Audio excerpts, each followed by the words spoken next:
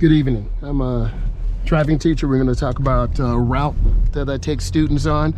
It's foggy outside, so it's a little bit more challenging for all of us, particularly beginning drivers. So the first thing I would do is turn up the defroster. So I'm gonna go ahead and turn that up some.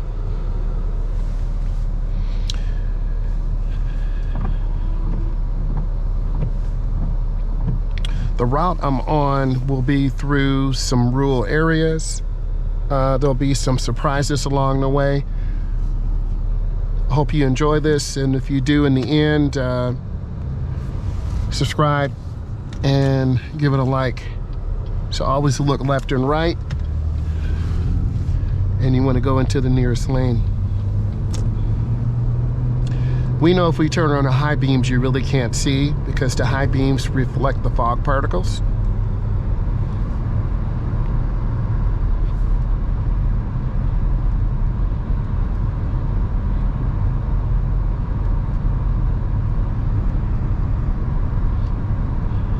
I try to get my students immediately into a nice, smooth routine, whether that's good speed control, good lane positioning, whatever they're good at. I try to build on that. I teach segment 1 and 2. I do teach adults also. I prefer teaching the class and driving students because you build a relationship with your students, and it's very fulfilling in the end to see them pass their knowledge test, pass their driving test. You can definitely see we're in a wooded area, so expect deer to pop out. Vision is limited. And a lot of beginners and middle age and olders do struggle with lane positioning. It's definitely hard to see. Every 2 years, instructors have to take a full physical. This is including testing your eyes, your blood sugar, comprehension. So it's pretty extensive. So I definitely agree, because you're driving people who don't know how to drive. So this truck is going to cut off everyone. So I'm not going to close the door. I'm going to let them in. Let's see if they use a blinker.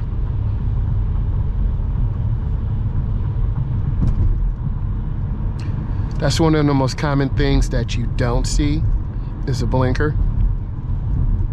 I'm not a Karen or a Ken, but if I was, I could easily flash my lights, cuss them out. It's just not worth it. This is more common behavior today.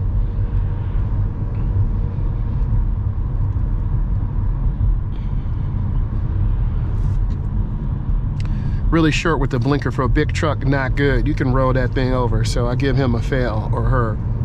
That's just not good driving. If I have a big truck like that, then I wouldn't do that. Here's another teachable point. This person is riding behind me with their brights on. So I'm just gonna maintain the legal speed, and I can flip this, and then I have a shade. So that's nice. This is the OG. It's a old school Impala, which is awesome. It's really comfortable. The students really like this vehicle. The brakes are really soft. The accelerator is a little touchy, so if you hit that gas pedal really hard, you're gonna fly. And the nice bench seats are very comfortable. The shifter is on the column, you know, to put it in drive, reverse, 1, 2, 3. So a lot of the students have a difficult time with this, and this actually has a key. So a lot of people struggle. You might be able to see it better. A lot of people struggle putting the key in because most cars today have a push to start. So it's always nice to see students and you show them, hey, here's the key, and then they get in and drive. When you're connected with an instructor, it's really important that you listen to them, you trust them. I have a really good sense of humor. I share some personal stories, and we use a lot of interactive games in class that focus on preparing for the test. I'm looking left and right, and I'm just taking my time.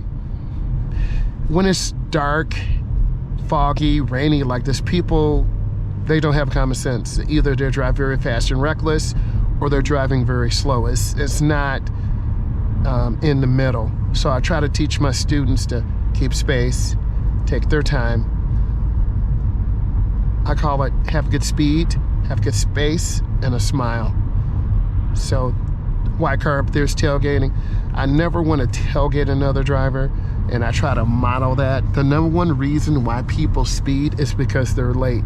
I have class starting at 6:30, it's 5:40, so I left him plenty of time. And I'm just looking ahead, looking for lights on the ground, such as those brake lights.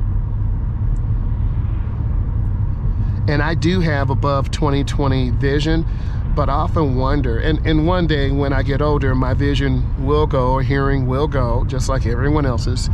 But I often wonder, why are people tailgating? Why are people so aggressive? Just relax, chill, and cruise.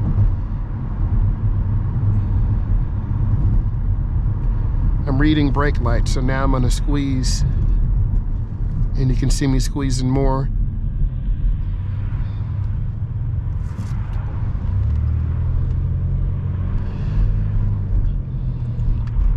The population in the United States is definitely getting older,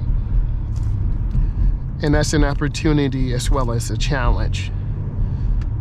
So you're going to have older drivers on the road who maybe could have limited sight, limited mobility,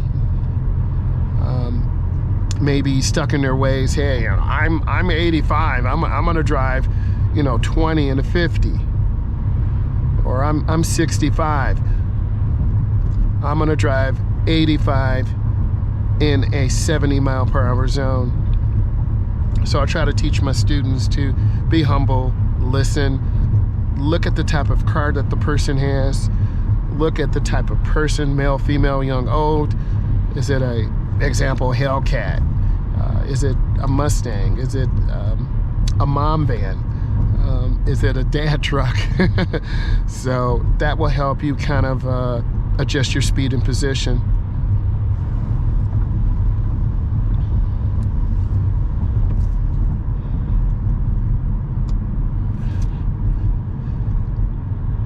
And a lot of times this car is tailgating, and I try to keep a lot of space so I can make good decisions, because if I slam my brakes, I'm gonna get rear-ended.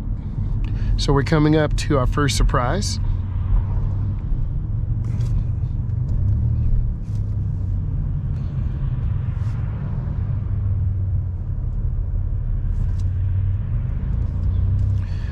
Roundabouts are becoming more common here in the United States, and I'm definitely here in North America. So I'm coming up, I have to take my time and yield. So I look left, I'm checking that vehicle. It would be helpful if they would have had a blinker on. And then I go through. You have to use blinkers.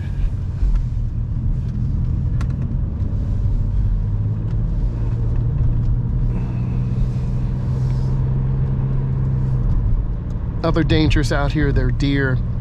They're really dark spots, because in certain areas of where I am in North America, there's just not street lights.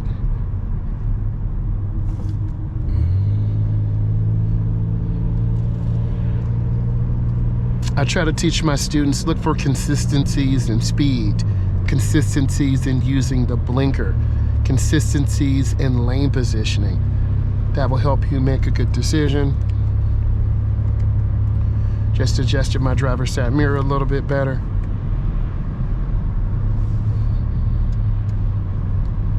The #1 reason why people speed is because they're late.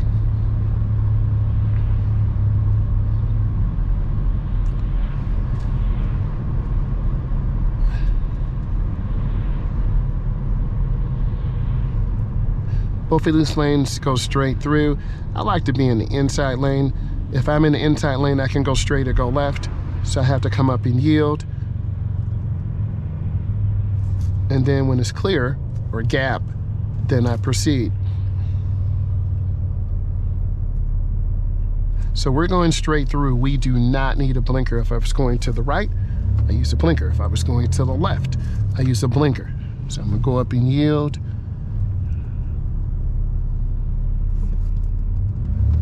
And then I proceed through. They're on the curb, that would be a minus.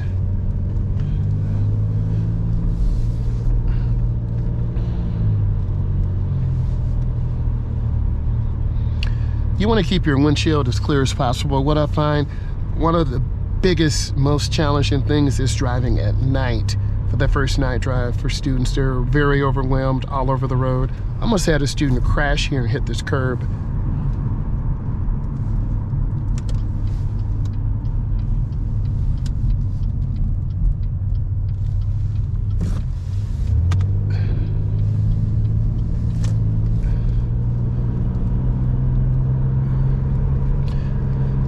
Also, beginning drivers, they drive under the limit. The speed limit here is 50.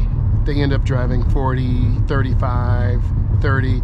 And what this does, this triggers a lot of negative energy, and as many of you would say, a Karen or a Ken. So a lot of drivers tailgate us and not being patient, not understanding that I have a young adult who's 19, who's 20, who's 24, and this is their first real experience. So I try to give them that positive reinforcement.